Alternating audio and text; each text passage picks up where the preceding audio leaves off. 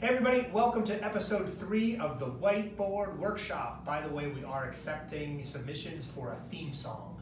I figured this is theater people watching, there's enough composers and lyricists out there. Write us a theme song for the Whiteboard workshop. That's about all I'll sing today. Okay, so today we're going to talk about a question that was just emailed to me that I get asked a lot actually by investors, which is how long do you have the theater for? It's a very common question when they're talking about whether they should invest or not. They want to, of course, gauge how long I've rented the theater for. And I hear this a lot, so I thought I'd break down actually how Broadway theater rent deals work, okay? There are actually 3 components to Broadway theater rents. But to get to that first question about how long do we rent them for, when you're doing an open-ended run of a musical, it's exactly that. It's an open-ended run. It could run like Phantom of the Opera for 30 years and counting. They could run for 2 years, 5 years, 6 years, like Kinky Boots, these kinds of things, right? So when we rent the theater, when the theater owner gives us the keys, they actually are taking a huge risk, and they're saying, good luck. We're going to let you stay as long as you can, 1, pay the rent, and as long as you don't drop below a certain dollar amount of sales, what we call in the business as a stop clause. Do that a couple times, drop below a certain number, could be 500K, could be 350K, could be 700K, it's negotiated in your theater deal. You drop below that for a couple of weeks usually, sometimes in a row, sometimes not in a row. The theater owner can give you the boot, kick you out, and get someone else in there. The reason that they can do that is, 1, again, they're taking a huge risk, right? They're taking a risk because they're not saying, like if I was the Gap, I'm not renting a building or a space in a building for a year or 2 years and guaranteeing that landlord rent for that entire period. I'm basically saying, I'm gonna go in there until I can't sell tickets anymore, and then I'm gonna give you a few weeks notice. Are you okay with that?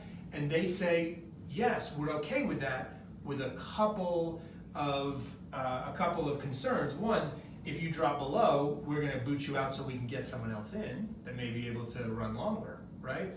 And 2, of course, they wanna make sure you're paying your bills based on their rent deal. So there are a couple, 3 components to this rent deal that everyone has. 1, there is this flat rent, okay, which is usually a dollar amount. Let's just say it's $20,000 to $30,000, somewhere in there, Broadway theater rent. So a guarantee that you have to pay them every week. Okay, that's component number 1. Component number 2 is a percentage rent. They're going to take a percentage of your gross ticket sales off the top. Okay, this amount, this flat, is usually an advance against this. But that can be configured a bunch of different ways. But the second component, again, is percentage of gross. Again, this may seem like, hey, why did they get a percentage of my ticket sales? It's not like the landlord of the Gap gets a percentage of the t-shirt sales at the Gap, right? Well, that, remember, is in exchange for the risk that the theater owner is taking in not having a guaranteed year-long lease, like a typical commercial rent deal, or a 5-year lease, or a 10-year lease, right? So they take a percentage, okay? This can range anywhere from 5 to 7% typically, okay? Third, there is usually a fixed expense dollar amount where they take $50,000, $75,000, whatever this amount is. Again, it's individually negotiated, which they will tell to you covers a whole bunch of stuff, right? A whole administrative, some flat insurance, some electricity, like whatever, just a whole bunch of things that they will spell out for you, okay? And those are the main 3 components of a theater rent deal. Now, there are other expenses, stagehands, musicians, sometimes toilet paper, all these things, right?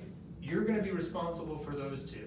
They're just going to individually document those on what we call the settlement on the weekly basis. You're going to take your gross ticket sales, you're going to take all this stuff out, your flat rent, your percentage rent, your fixed expenses, and what we call the variable expenses, and you're going to be left, I wish I had a longer whiteboard because I could do this math, draw a line here. You're going to be left hopefully with a lot of money. That's a lot of money. And that's, of course, going to go back to pay your other bills, your actors' salaries, your own overhead, and then trickle back to an investor. So big takeaway here from this edition of the Whiteboard Workshop is when you rent a Broadway theater for an open-ended run of a musical, there is no firm out date, right? You are trying to run as long as possible. That's your goal. Now sometimes, again, limited runs, you've heard of these. Those are limited runs. They're fitting you into a window, right? But most big Broadway musicals, the one we're all looking to do, right? Again, the Phantoms, the Lion Kings, the Wicked, they go in there hoping to run as long as they can. In order to get that deal, you're going to give up these three things. You're going to give up a flat rent, a percentage rent, a fixed expense, and then of course you're going to pay all those variable expenses as well. Hope that answers your question about how theater owners get paid. Thanks so much for tuning in to this episode of the Whiteboard Workshop. If you like this video, hope you'll share it with your friends, and don't forget to submit your favorite song for our theme song contest. See you next time.